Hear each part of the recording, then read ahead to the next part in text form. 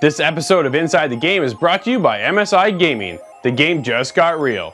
Head to our website at insidethegame.ca, where there you can hit up on the MSI link to get all your PC gaming needs. Now, let's get on with the show.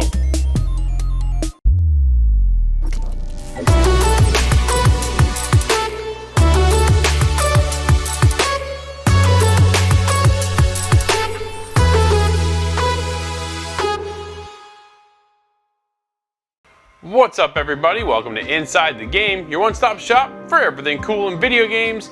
You know where to hit us up, insidethegame.ca, where there you can submit your clip and be a part of the show. Now this week we have a jam-packed episode, we're dueling, we're breaking thrones, and our boy Cory, he's back. So welcome back Cory, let's get things started with the Inside Scoop.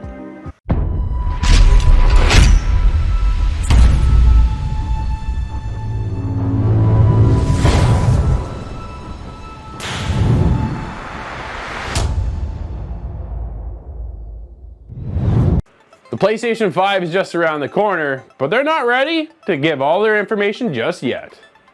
PlayStation CFO Hiroki Totoki was quoted through his translator, "First, we must absolutely control the labor cost and the personnel cost. We will definitely control that. How much we can prepare initially, we will work on the production and the sales, and we will have to prepare the right volume. What is not very clear or visible, because we are competing in this space, it's very difficult to discuss anything about the price at this point. Depending on the price level, we may have to determine the promotion that we are going to deploy and how much cost we are prepared to pay. So it is a question of balance." So in other words, what I'm really taking away from this is, what is Microsoft pricing the Xbox Series X at? And that's kind of the information Sony's waiting for as well. The minute they know that, I think kind of determines whether or not we'll have a high-priced PlayStation 5 or a lower price to kind of undercut the Xbox Series X. Who knows what's going to happen, but we're going to find out this holiday season.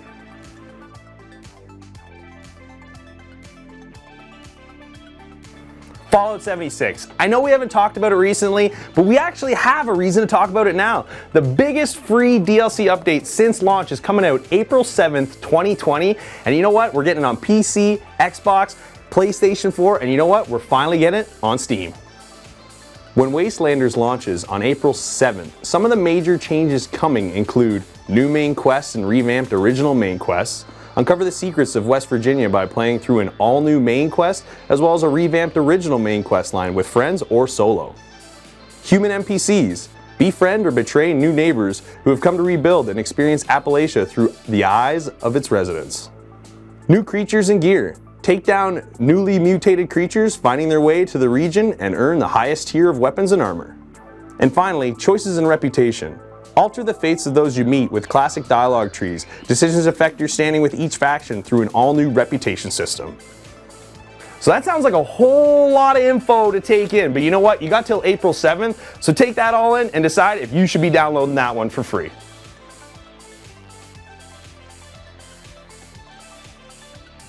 Alright, Xbox Game Pass owners, we got some new games and DLCs coming soon. First off, we have Final Fantasy 15. Secondly, we have Wolfenstein's Youngbloods. Thirdly, Death Squared. Now, coming February 14th to the 16th, we're going to have access to the new game, Bleeding Edge. This is a closed beta, so to be able to get our hands on this 4v4 deathmatch style game, I'm excited.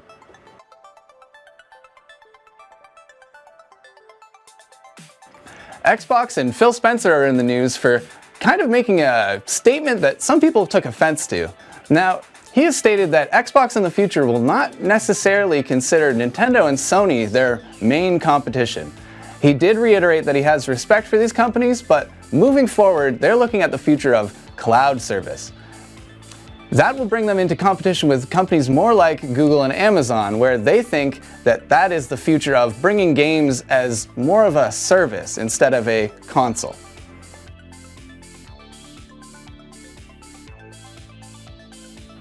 Alright, so way back, Drew and I actually hopped into Vigor. We got to play it, we had a lot of fun, and you know what? Ever since we played, they've done nothing but non-stop update this game. Well, guess what? Season 2's dropping. Vigor, Season 2, Hunters. Season 2 Hunters includes a new battle pass, which is easier to progress, and players can also obtain new items for free tiers. New tools, new weapons, crossbow, a Mosin Nagant, and a new in-game price drop. They decided to lower the price of all items in the shop. They'll make it a little more accessible for people and make that grind not so bad. And guess what? Vigor Season 2 is live right now.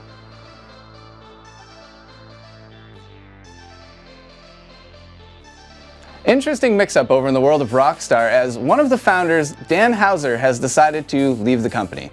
He's leaving his brother Sam as the CEO still of Rockstar, a company they formed in 1998. Now, we're unsure of the future of the company because he happened to have his hand as the lead writer in Red Dead Redemption and the Grand Theft Auto series. We know Rockstar will stick around, but what does this mean for Grand Theft Auto 6?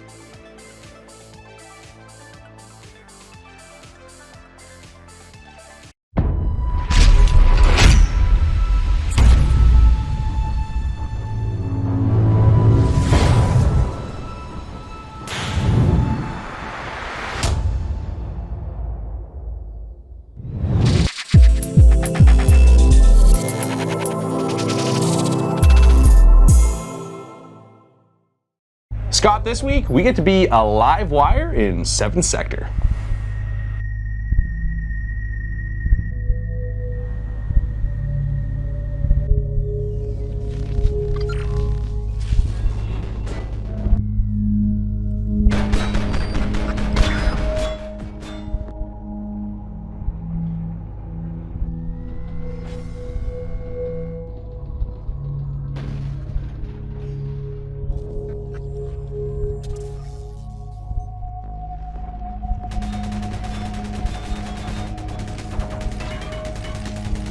This week, we got our hands on 7th Sector, kind of an interesting puzzle-style game. I didn't really know what to expect jumping into this one, but let me tell you, right off the bat, this one's cool. Yeah, I had no idea as well, and even getting into the game, you still don't exactly know what's going on. No. It's a really cool experience, and not too long into it, it opens up into a puzzle game, and it gets more and more and more complicated, and that's kind of the gist of this game. It's an experience from start to finish. There's not a lot of replayability because it's a lot of puzzles. Yes. Math puzzles. Math, physics, there's a little bit of everything in this. If you're a puzzle fan, I think you're gonna love this game because these puzzles aren't easy. No. They're challenging because there's not a whole lot of clues about what you need to be doing, and your move set's limited in what you know of what you can interact with and move around on screen. So you kind of feel like you've explored all the options, and then the game throws a twist on you that you maybe didn't notice. Oh, that solves the puzzle. But you've been doing it for an hour and a half already, and it's driving you nuts. But there's something about it that keeps bringing me back. And I'm really enjoying how difficult this game is. I'm a puzzle fan myself, so I do like the challenge. I'm just wondering if maybe it's too hard for people that aren't puzzlers to jump into this one. There's definitely a difficulty wall partway through this game. You experience the game and all these puzzles as a spark. Yes. And you're traveling along these lines of wires, and then you into transformers. You have to kind of solve the issue with that transformer. Solves it, move on to the next thing. And that's kind of how the game plays out in several sections. I believe there's about 50 of them. Yes. And they get progressively harder. Do they ever? Some of these don't have any hints at all. No. Or seemingly no hints at all. If you figured it out with no hint, you have the big brain, because there's a lot of difficulty with the math specifically. I find a lot of these puzzles in video games, they follow the same kind of tropes. You get the light beam that you control to the next light beam to the next light. You know, or you have a picture and you're trying to move puzzle pieces around. This game has those aspects, yes. It also has a lot of math where there's things that look like constellations, but they're lights, and each of them have a value, and you have to add up to a certain amount. There's a door lock that's 4 digits long, and it gives you almost no hints as to what those 4 digits are at all. Then you get past that. There's an alien kind of scripture symbol you have to make. Like the puzzles just go on and on and on, and there's likely more than 50 of them, and they're just insane. Well, it's kind of like roadblock after roadblock, right? Like you know coming into each area that you're going to encounter a puzzle, but you don't know what type of puzzle it's going to be or what it's going to require to solve. And again, you spend half the time just figuring out what you need to do, and then actually maneuvering yourself around the area to get it done sometimes can be difficult as well. Just because you can't see the entire area, so you're moving kind of in your space, the camera's following you, you're not getting a whole kind of big shot, so you kind of have to discover and explore the area that you're in to try to figure out how to solve some of these puzzles. Now, while you're exploring though, this game does a really good job of hitting you with the storyline. Oh yeah. It's a very not narrated, but a narrative experience where it's drawing you through these areas, but it's not telling you what to do. It's giving you no dialogue, if any. Zero. A lot of the writing is in Cyrillic language. It could be Russian. Yep. It's not going to help you. No. So Unless you know it. So. But they do an amazing job of telling the story through your very limited perspective. Yeah. And that game just excels. This game just blows my mind with the puzzles and the way they can make kind of less exciting gameplay into very exciting storytelling. Well, again, like puzzles can be boring, especially if you're having a tough time solving them. This game, you know, in with the graphics and the environment, I think it looks beautiful, so you're kind of drawn to that right off the get-go. And then as you start moving through these levels and, you know, kind of experience, you see a lot of things in the background too. You know, there's in one early in the game, you see a guy in the background, he's smoking a cigarette, but it's just a silhouette. It's just things like that you pick up as you play, and you're like, wow, like that's just kind of that extra little effort that maybe you don't see in every game. And you know what? This game's $20. Yeah, that's very and the atmosphere is added to with all the different sounds and things that you go through. The audio as in this well. game is awesome. Yeah, there's very little background music of any kind. It's all just ambient sound for the room that you're in, electric buzzing and that kind of thing. Yeah, because it all kind of plays a factor. And after a long time in this game, you really do get hooked. You might hit a wall with an almost seemingly impossible puzzle, but when you do crack through that, it opens up into like a whole other tier of gameplay. And again, because this is a story game, I'm not going to give away any spoilers here. But you got to stick with it. You got to get through these little walls, because when you do, the game is very rewarding. Oh, definitely. I mean, just solving the puzzles alone is rewarding, but as you kind of progress through this story and start to learn kind of what's going on, there's just, it's a much deeper game than it appears. Oh, for sure.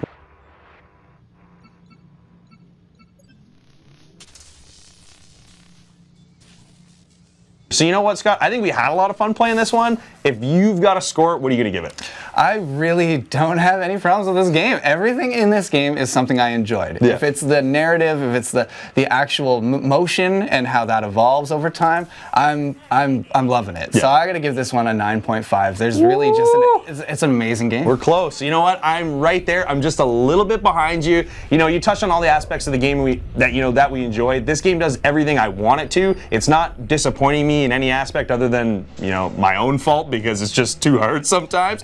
But getting through it makes it that much more fun. And if anything, the game's just a little too long. Yeah, to be fair, you know what? If we got to knock it, that's probably one knock we're going to give it. I'm there with an 8.5.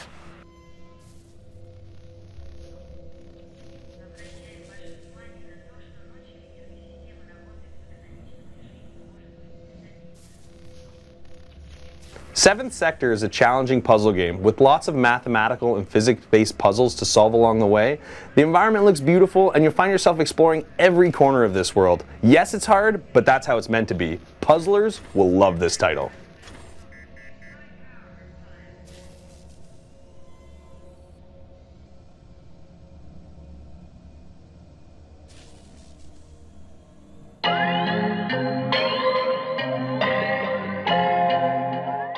Cory, there's a new game coming out. I think we should kind of let everybody know about it. It's called Hunter's Arena Legends. And it's a combination of a Battle Royale, your genre, a MOBA, something I'm into, and of course, an RPG. Why not mix it all in? Check this out.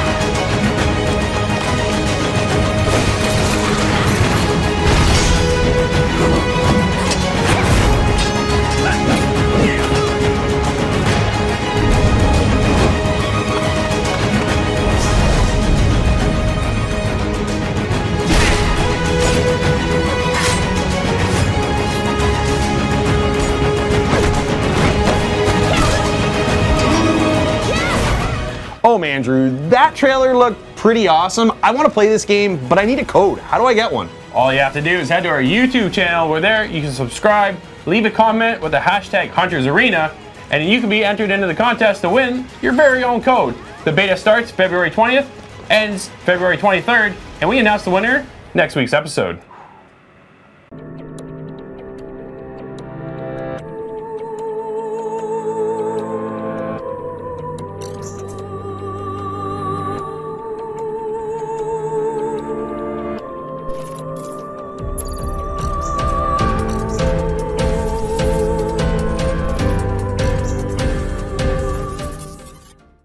I'm taking a look at Scriptum VR, The Neighbor's House.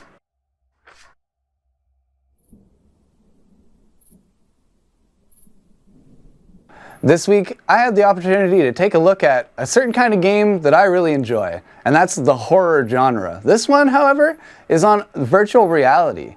I think that's really cool. This is a type of game that hasn't been explored too much in the virtual space, and that's a horror escape room experience.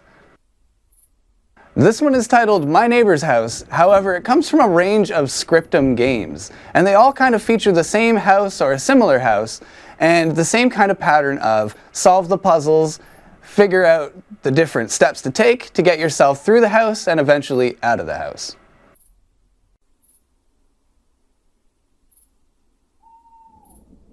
It sounds easy as a premise, but when you get into this game in a virtual reality space, in the 3 dimensions and with the audio right in your ears, it's a little easier said than done. I've played a lot of these horror games in general, and I find myself to be pretty courageous, but there's something new about having a VR strapped to your face that you can't escape from. There's no pause button to get you out of the danger, and all that sound coming straight at you is really just kind of an experience to be had on its own.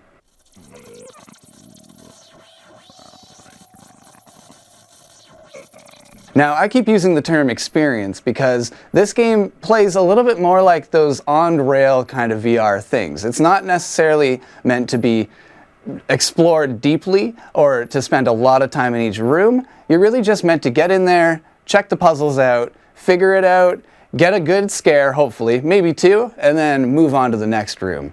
In that way, it kind of plays out as a kind of walking simulator horror jump out experience instead of a game where you pick your own fate.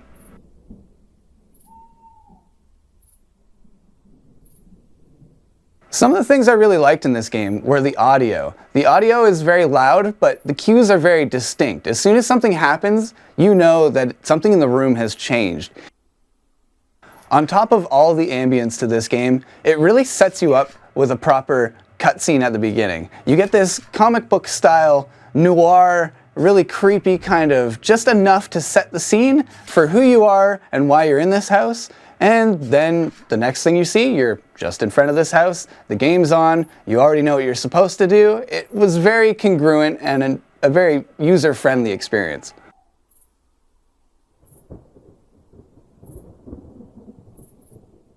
I was having a lot of frame rate dropping, and I know some of that has to do with it not being tailored specifically for the Rift S.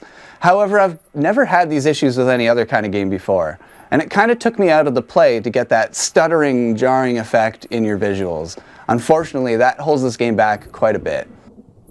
Another thing that took me out of the action was you move around with a teleporting system, which is fine for most games, but in a horror setting, it felt really weird to have a green bubble on the ground to direct me where to go. It was the brightest thing in the room by far, and it just kind of another thing to take you out of that black and white almost experience. That's another thing about this game, is that it's very, very dark. And for the setting, it makes a lot of sense, but when you're trying to play this game and you're really struggling to see anything in the room, that's kind of a really big issue. Now, they're also using that darkness to kind of hide some of the sloppier aspects of the character models, for example. Some of the things you see move around, they kind of seem like they were maybe models taken from another game and adapted to this, or maybe things that are just more of a free-to-use portfolio. But I noticed that it didn't really take me out of the game, it was just something to make note of. It's not exactly a AAA kind of polished look to it. The horror aspects really pull me in, and the jump scares actually did scare me. And that's kind of hard to do, so I really enjoyed that from this game. However, some of the technical issues really did pull the experience back for me, and unfortunately I have to give this game a 5.5 on that alone. I really would have liked to see this one work out better, but just that stuttering just kind of took me out of the whole experience. Packed with spooky scenes, a few bugs, and some great jump scares, My Neighbor's House was unfortunately lacking in story and length.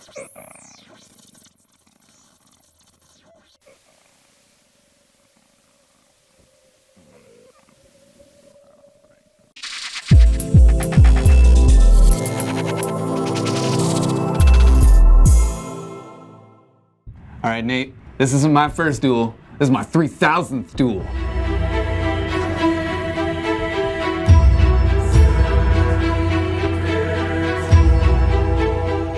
Alright, Nate, so we checked out 3000th Duel. A little hard to say, but what was your opinion of this just by the first look at it? Well, man, for this 450 megabyte package, it is chocked full of awesomeness. That's true. I really actually liked the roguelike feel of this game. Dare I say, it's got a bit of Dark Souls feel, but that comes with the leveling up system. Yeah, there's a couple things that kind of define a Dark Souls thing. For me, the difficulty isn't exactly what would make me say that about this game. But what would make me say that about this is that there's still those save structures. There's statues in this game, there are altars in other games. And then there's a place to level up located somewhere nearby. And that's kind of a staple. You go through, you kill some light enemies, but it's mostly about the boss battles, it seems. Yeah, so as you're going around navigating from point A to point B, you're kind of left options to, go which way you want, but typically you end up going one way and then it's locked off by a key that you need to get. Yeah, now that is something that's very typical of what's called a Metroidvania type game, and that maybe a little bit more accurately describes this game, but the Dark Souls influence comes in the form of the enemies and the weapon types and the equipment and the leveling up system. So the whole point, like I was saying, is you kill enemies, you gather karma, they call it in this game. And then with this karma, you can level up to 4 different things: strength, health, your dodge ability, and your mana power.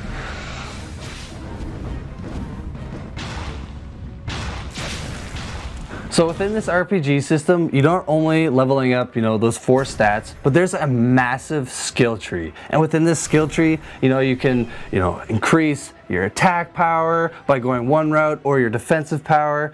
And then within these, you actually have 3 weapon styles. You have your broadsword, your lance, and your blades. Yeah, just regular blades. So you kind of have a couple different combat styles. In addition to the weapons, you also have spells that you come across too. Yes. And that also, Dark Souls-y, also adds a lot of depth to the combat. It does. And there's a lot of exploration to it as well. Being a Metroidvania, you come across different upgrades at different times, and that gives you the unlock to go to the next spot. But not only that, you can then spend some points on your skills to kind of get those flushed out better. So if you want to fight with just a broadsword and you want to go all damage, you can put all your skills into damage with broadsword kind of effects and kind of spec a build that way. And I like that about this game. There's that depth to it that makes you, even if you're grinding through some of the kind of lamer enemies, there's still something you get out of that. Yeah. It still goes somewhere. And man, the skill tree, if you actually scale through the whole thing, it is massive. There's a lot to it. There's a lot of depth within this.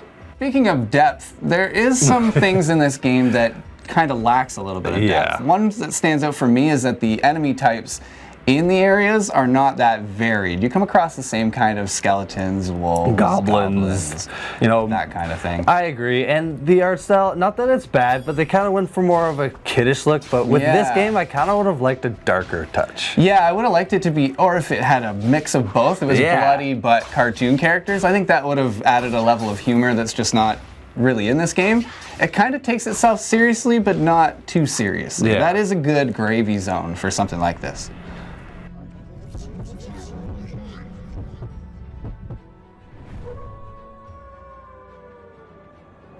The lack of depth of this game is in the map variety. I found myself going from point A down this way, to here, several times over with the same monsters. Yeah, it is kind of strange how, I'm not sure if it's something to do with the biomes and the rooms being only a certain size, but that kind of recycling does seem to happen, where you find these kind of similar set pieces moved over here and over here and over here. But that being said, the music in this game that accompanies each of those biomes is a huge standout to me. The audio otherwise is kind of a little lackluster, but even in the menu, it hits you with like a super energetic, like a very epic kind of song, and that doesn't let up throughout the game at all. The music is a huge standout to me. Yeah, dude.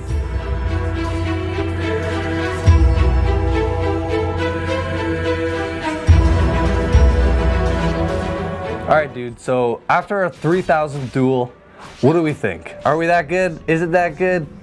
I'm of the opinion that it is really good. I had a fun time with this game. I think my main problem with it is just the difficulty. And that might be because I spec my character a certain way. And I'm just so good. After 3,000, what's 3001? But I really enjoyed this game. The audio, the visuals were a little weird for me, but it doesn't bother me. I just would have liked to see something more gruesome. I have to give this one a 6.5. All right, man, I'm actually a little higher than you. The thing that was hindering me most was that, recycled map do-over over and over again. But all in all, I love the combat and the whole skill tree. I'm getting this one a 7.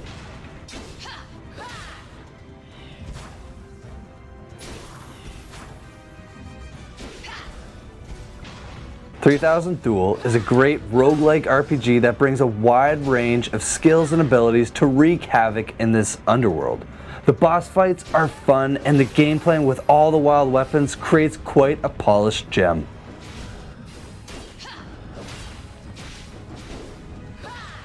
Well, every now and then we get some cool shots, and this week we've got Nate showing off a little bit in some Destiny Gambit mode. Check it out.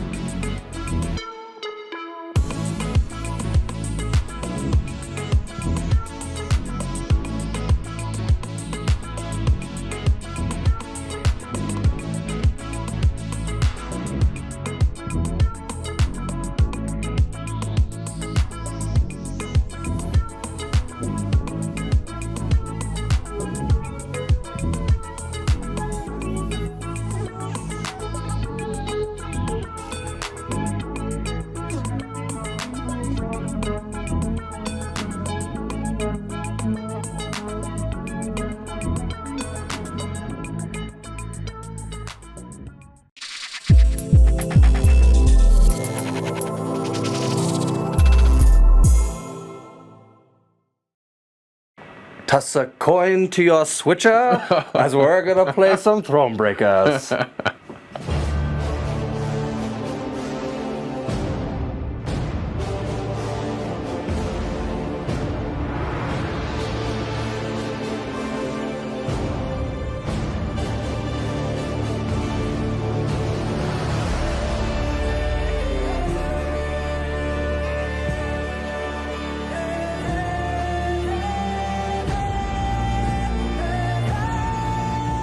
All right, Nate, you grabbed your coin, you tossed it to The Witcher because we jumped into Thornbreaker, the Witcher series, over on the Nintendo Switch.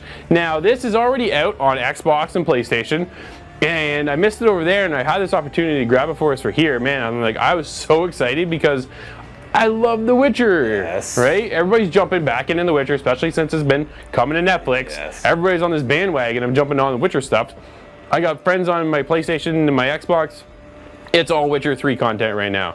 So Thornbreaker comes up, and this one is a bit different than your typical Witcher because it is actually a card-based game. Yeah, it's not Gwent either. This is the big thing. This is not Gwent. So it's kind of built this whole entire new card system, sort of like Gwent, but also revolved around a story, which honestly my favorite part of this was the story. Yeah. And then once I got to the card battles, it kind of took me out of the game. I wanted to skip the card battles and just get back to the story. Honestly, the story is just like a text adventure, and that's all I wanted to focus on, was just doing that portion, because the minute I got into his card battling system, it didn't click. I just could not get the game. I didn't understand it properly, and it just didn't mesh. And it's not because I don't play these games, because I do. I play Skyweaver, I played Hearthstone, I played other games just like this, right? Riot just released their beta program for Legends of Runeterra. I jumped into that, had a great time over there. So I am familiar with this style of game, but this particular one, I would have rather played Gwent than actually this thing, man. I got so mad at this game, I actually quit several times and then came back in. And that's just it. So the card system, they have one game style, but there's two modes, we'll say. Yeah. They have the puzzle mode, which I Get irritated with. so many times, not that because the puzzles are built poorly, they're really hard. That's honestly the thing. They're really complicated, and I found myself getting stuck a lot. But then, aside from the puzzle mode, they have their kind of regular standard battle mode where you accumulate a certain amount of points over a certain amount, 3 turns, and then whoever has the most points at the end of each turn wins. Yeah. And now there are some variations, there's some orders that each card has and some special abilities, so Sure. there is a cool system within it, and there is some depth, but just it didn't strike home with me. I found myself frustrated more than I found myself enjoying it. Absolutely. You follow the story of Queen Meve, and it's her kind of facing the Nilfgaards and these bandits, and you're kind of set out on this quest, and that's how you get started and everything. And man, that portion of it was cool. And then you're going out and you're gathering resources just kind of littered throughout the world. And then you spend those resources on getting new cards and this kind of system that you're able to build up. It's kind of got this like RPG element to it. Yeah, because which is cool in a card game, right? honestly, yeah, one of my favorite things is building up my base, and the whole RPG system is that you get to go back to your boot camp and expand on certain buildings. So Right. the cool thing is they not only give you certain perks or new cards, but they actually change the way it looks. So that's this is a nice twist. The art style too, man. I loved dude. it. So the graphics and the art style, spot on. The audio, the way the story is portrayed, it's actually very much audiobook style. Matters seem indeed to have gotten out of hand, to put it mildly. Meve said, arms crossed atop her shining breastplate. They've grown bold. Doubtless after the raid on the manor, the tax collectors. I've not heard of an ambush on the high road afore. Caldwell explained, avoiding his liege's wrathful gaze. And Absolutely. they nailed it home, man. Oh, man. Perfectly. Voice acting, everything, the narrator, perfect. Nate, one of the biggest issues I had, and I kind of feared this when it was coming to the Switch, is the lag. There was a lot of lag. Now, it doesn't really affect the game because of the type of gameplay that you're actually playing here. The only time I really experienced it when I was traveling around the map. Oh, and I found in between The cutscenes, areas, right? And when the switch over, man, I was like, whoa. And then it would keep going. I'm like, oh man, I got to reboot my system here. So yeah, so you kind of felt that coming off of stronger consoles, hitting that switch, and you don't see that very often. So I was kind of surprised to see that because it's normally such a polished product out of CD Projekt Red. Yeah. So I was a little kind of disappointed to see that part. So we kind of touched up on it, but the navigating in this world is actually kind of cool. It's this outworld perspective, and you're kind of walking around gathering materials, but a lot of these things, there's just little encounters. Yeah. And a lot of them, you make decisions whether or not you want to help these people or not, and they actually have consequences. I thought it was really cool. It's a nice little addition to the story. I love it when the story presents you with options that affect the final outcome of the game and how that kind of works, right? So you actually are then gathering your resources, but then you're spending your resources on these encounters. I thought it was awesome. Yeah, man, especially because it's a Witcher game, and the Witcher's solely based on making some crazy decisions. Yep. It was great to have that in this card game.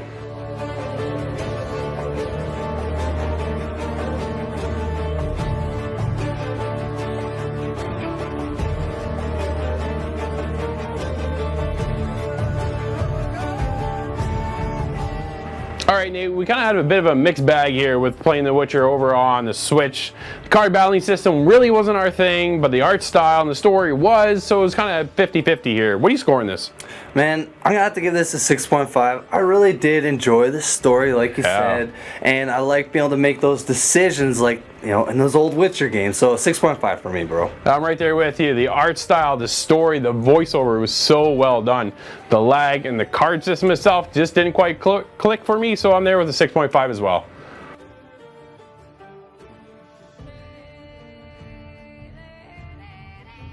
Thronebreaker: The Witcher Tales is a story-driven card battling system game that tells a great story with complex choices along the way. Great voiceovers and the narrative storytelling keeps you enticed. However, the card battling system just didn't click with either of us.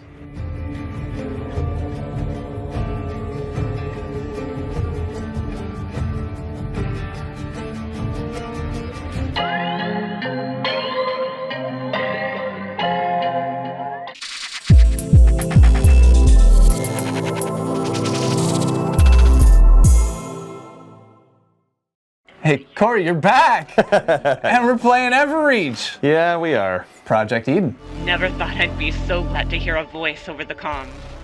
Confirming. Freedom remote. So we had a chance to take a look at a game called Everreach Project Eden. Now, I hadn't heard of this game before, but it did come across our radar, and we took a look, and I gotta say this is a very sci-fi oriented Mass Effect-y style game. Like, it's not Mass Effect, I'm just gonna put that out there, but the first thing I thought of when I saw this game was Mass Effect. Yeah, you see the planet side, the color scheme, the armors people are wearing, the characters, it all kind of looks like Mass Effect. Kind of similar. And actually, on that note of characters, I should point out that the characters in this game do kind of look like Mass Effect Andromeda characters, if you know what I mean. Yeah, no, definitely. But it's such a story-driven game that you have to deal with all these characters all the time. This, I don't know if this game is around a movie or not. It's tough to tell kind of what exactly it's based around. It seems like a book adaptation that ended up turning like a movie to game adaptation, which generally doesn't work out so well. We've lost a little in translation, I think, maybe, if that's the case, you know? Yeah. I found jumping into this game, you know, at first it looks pretty good. Yeah. Like, overall, the game doesn't look terrible. The environment itself, I thought, was actually done fairly well. But once I start moving around this world and interacting with some of these people, I start to find that this game isn't Mass Effect, obviously. There are some holes, there are some issues with this one. It's not that I didn't have a good time, but I had a hard time getting into it because of some of the things we ran into, like voiceovers and some of the controls and the way it's laid out. Like, there's a few, I got a list here. I don't want to trash too much because there are some good things about this game, but I had a really tough time engaging with it. Well, let's talk about quickly just some of the things that really stood out in a good way. Yeah. So this game definitely enters with the dialogue, the story. It wants you to fall into this character and experience the planet through her eyes.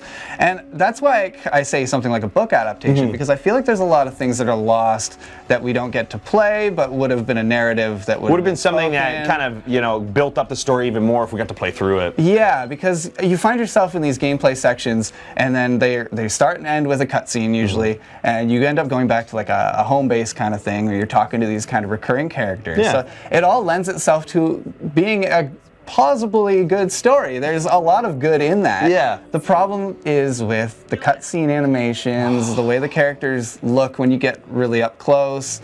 It just kind of takes you out of that modern storytelling that we're used to, where the graphics in this game, especially in the cutscenes, just kind of aren't there. The game doesn't feel optimized for 2020 or 2019, we should say. Yeah. You know what I mean? Like, this is a $25 game, so I'm not expecting a AAA title. But at the same time, if I'm paying money, I want a quality game.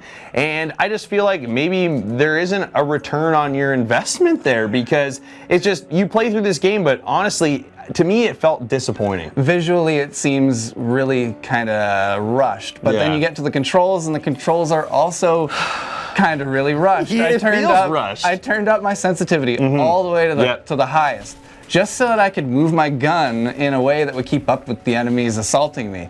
It's such a slow, Like as far as the shooter's concerned, I feel like it's a hostage situation, because I shouldn't be shooting anybody because I'm moving around so slow. Yeah, the motion and the aiming disconnect is a little strange. There's a little bit of, I don't want to call it input lag, because I don't know if that's what it is, but you just feel heavy as a character. Yeah, it just feels like everything you do takes just that extra effort on the controller to make it happen in the game, and it's just kind of like, this isn't happening as kind of snappy as you want it to. Yeah, and keeping up with that, there isn't really the weapon system, armor system, anything kind of peripherally that would add to that value. No. So it's a little strange. You get just a pistol, just an assault rifle. It doesn't get any more complicated than that. No. That's all you really need. No, I mean, it's basic, and again, you're probably nitpicking because we get, spoiled with other games where we just get a litany of inventory and pick from whatever we want. This game is offering an experience, a basic one at that, but they're trying to make us have fun as we go along. And like we said at the beginning, there are aspects of this game that kind of keep you along. There are parts of the story that kind of keep you interested, but again, there's always that disconnect. Feels like you're missing out on something that you could have been involved in with this game. Well, and I like your choice of words there, because in the story, it feels like I'm kind of missing on things that I could have been involved with too, in the form of cutscenes and kind of rushed chapters. There's a really good chapter and several later where you have a hover bike.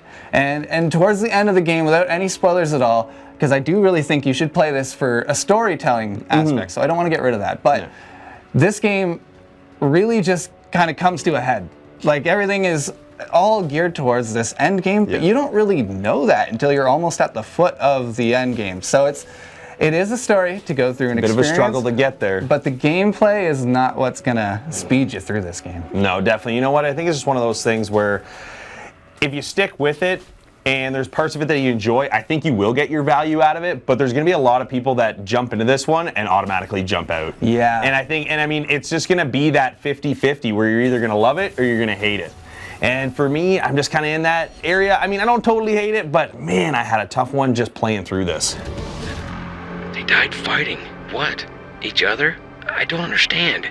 Yeah, well, it sounds like we're pretty much ready to score this one. I think we are pretty much of the same feel.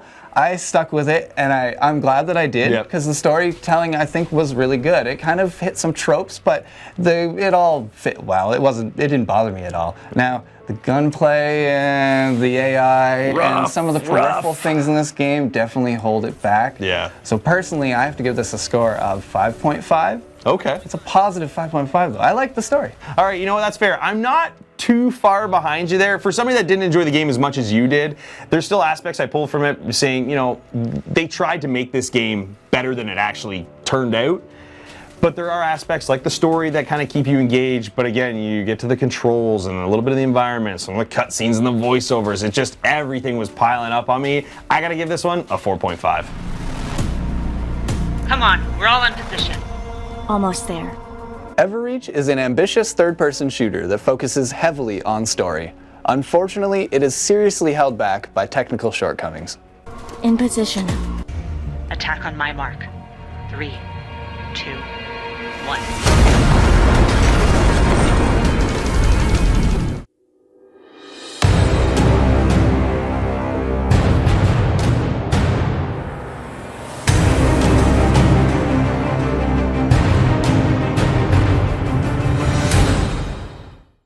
No, trust me, I remember. Yeah, you would. You kill me. New dad's gotta feel good once in a while. Wow. Things are getting ugly.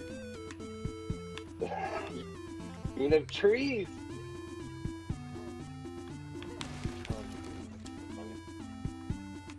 Alright. What's up, everybody? This week we're checking out the Darwin project for our Let's Play. Check it out. Maybe I do, maybe I don't. Oh, we should play that game already, are we? What? Ugh.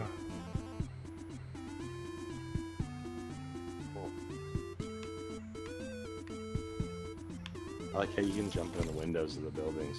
Yeah, like that's you pretty can jump cool. in them, and then you do like a sweet swan dive into them.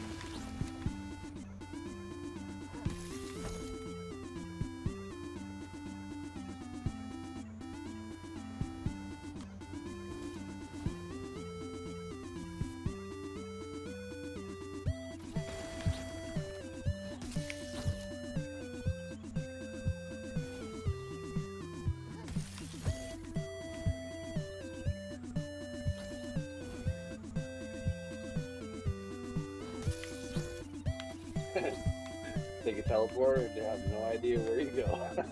No, yeah, exactly. I have no idea where you're going to. At this point. I know where you all are. Oh, now he goes. Oh. Yeah, in the cabins. Sometimes you get like a grid. Yeah, exactly. You have no Where idea everyone where is. you take it to. Yeah. Oh yeah, that's right. Yeah. It's true. You actually do see that. No, you guys don't know that. Oh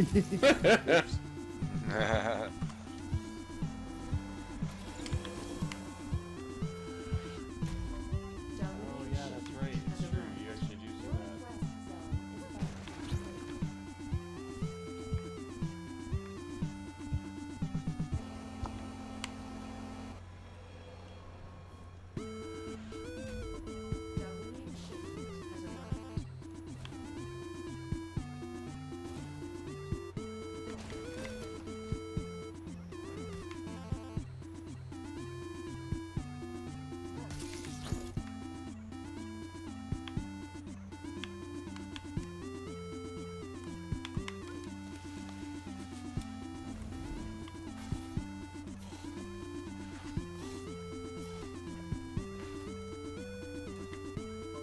Northwest zone is now forbidden.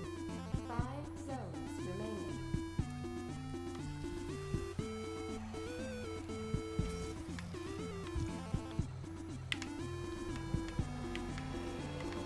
Southwest zone. Oh my man, oh man. Has arrived.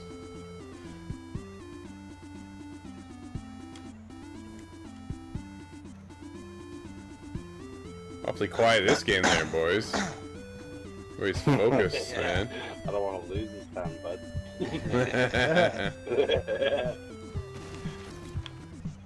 Everybody's keeping their distance from the looks of it. Are we? Oh, I know. Trust me. Or do I have seen guys all day. What happens when you shoot an elk? You can get stuff from them.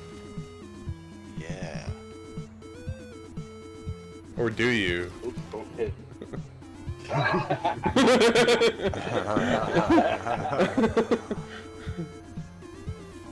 Southwest zone is now forbidden. 4 zones remaining.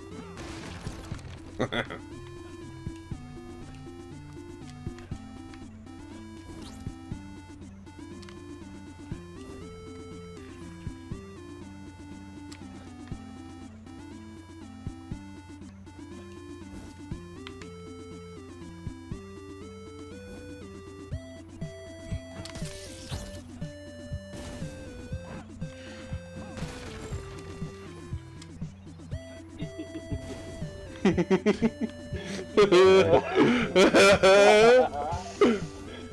the heck is grabbing me? Get out of here. I don't know where you are. I know where you are.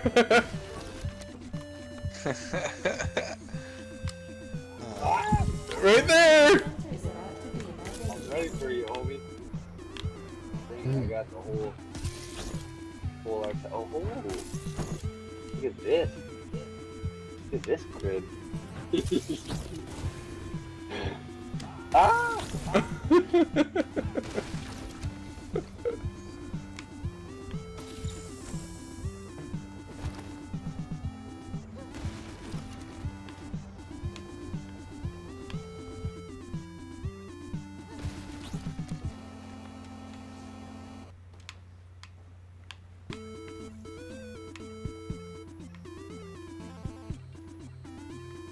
Oh, what the?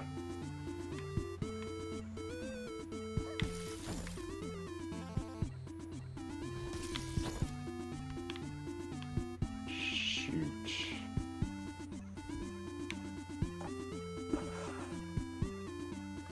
Center zone is now forbidden. 3 zones remaining.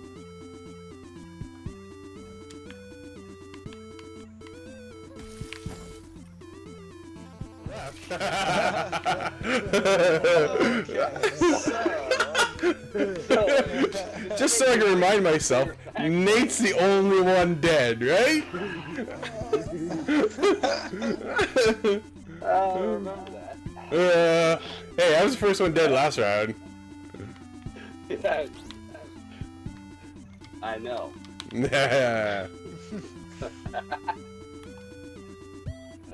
Cutter. What are you gonna do? What are you guys? Cory's just trying to build a wall and doesn't know how. Yeah. Where are the stairs?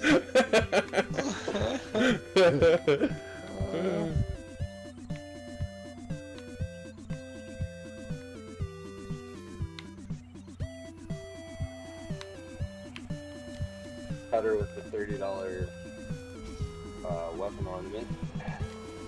Thank you. Has arrived. That's what happens when you're a game developer, right? You That's know, right. You gotta use those connections.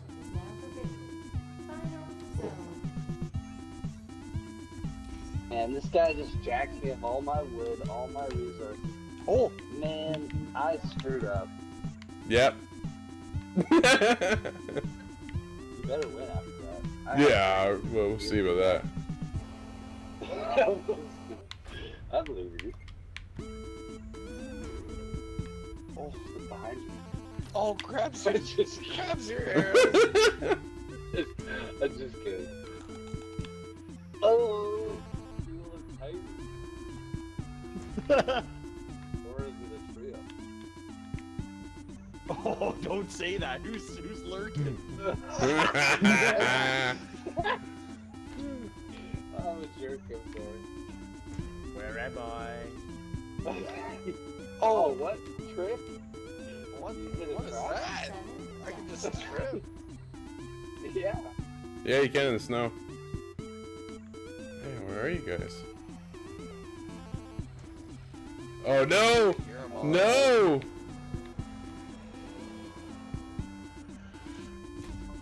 Darwinian shipment has arrived. Oh, nice shot.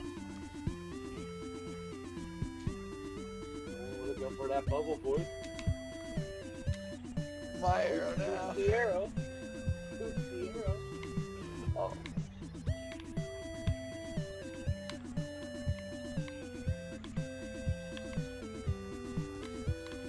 Ooh, I can. Coffee. Oh, I see he is. I see it.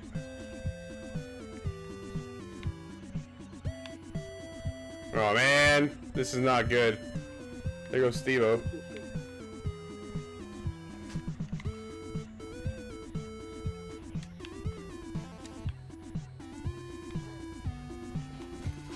Ah, I knew it. Oh! Whoa! Scot you dirty. That was my kill. Get out of here. I'm Batman.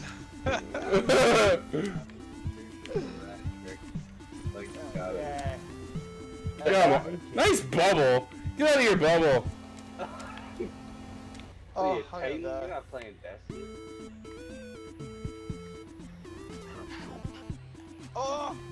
Yeah, you two fight it out. Thank you. Oh, God! I froze, man. I was dying. I'm gonna freeze to death, dude. Nah. I should have preemptively did that. I had so much wood, dude. Why won't do it? Why won't do it? Oh.